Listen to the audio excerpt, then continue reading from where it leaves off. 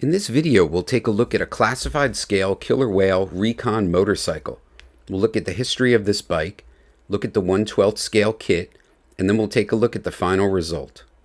The killer whale is definitely a fan favorite when it comes to G.I. Joe vehicles.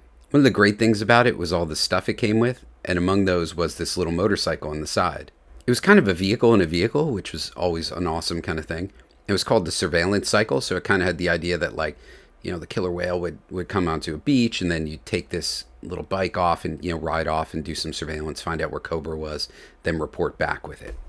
Now, it was always kind of weird looking. It was such a tiny little motorcycle, but it turns out it was based on a real motorcycle that came out in Japan. This was an accessory that could come with the city car that Honda put out, and you could put this in the trunk of your car. Check out this commercial. It's so 80s. City in city.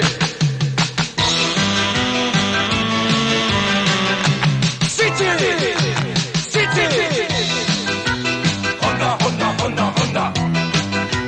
City! Honda, Honda, Honda, Honda. It will catch your eye in the city. シティはニュースにあふれてる。ホンダからシティ誕生。it's just awesome. So it's so like Japanese commercial in the 80s, because I collect Japanese robots too, and their commercials are always like pretty awesome. But it looked like this little Moto Campo could go pretty fast. It wasn't like Ninja or something like that from the 80s, but it was really compact, which was the most important thing for this. And it was a real thing that they based the toy on, so that kind of gave it a little bit of more validity. So then not too long ago, I saw this pop up, a 1/12 scale Moto Campo, and I was like, 1/12 scale, that's classified scale. And this is the whale motorcycle, so man, that's awesome. I should get one.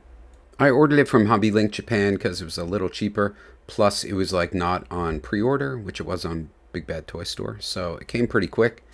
And I looked at the kit. You can see here, it looks like a good, nice kit, but like really simple. And again, it was like on Hobby Link Japan, with the yen being really weak now, it was like $8 or something like that. So I figured it was worth taking the risk. Sometimes with this, you don't know if the scale is going to be right or if the kit's going to be decent, but this looked pretty good. And this was the chance to get a whale, classified scale, not the whale, but, part of the whale. So that seemed really neat, and that would be fun and worth putting this together, spending an hour or two in front of the TV. First thing I did was identify the pieces I wanted to paint, and mainly it was these body panels. They were cast in white, but I wanted them to be green, like the original toy.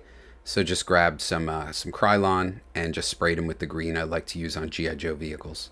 The instructions called for you to put the fork together first, and then the wheels and tires. And the tires were a nice soft rubber, which was really nice. I wasn't expecting that. I thought they'd be like a hard plastic. The body and the engine, they're all like together. There's a few chrome pieces, which is kind of nice, but I might actually paint over them so it looks more like the Joe vehicle. And then there's some rubber tubing for the brake lines, which was kind of neat and really helps with the scale of this vehicle. And so here she is, all finished up, looking like she just came off the showroom floor. I was pretty excited by how this kit turned out. It was a pretty decent kit, especially for how cheap it was. And it looks, it doesn't look exactly like the one from G.I. Joe. If you look, you can see the G.I. Joe was influenced by that. But they had to kind of beef up the handlebars. They couldn't be the two separate bars coming up. They had to put them together. And the body is sort of like that long tube with the engine just hanging out. I guess they wanted to give it more detail for the kids. But it stacks up pretty well. It looks pretty funny next to some normal size 1/12 scale bikes. But I mean, that's the way the thing always looked. If you had someone on this bike when you were a kid.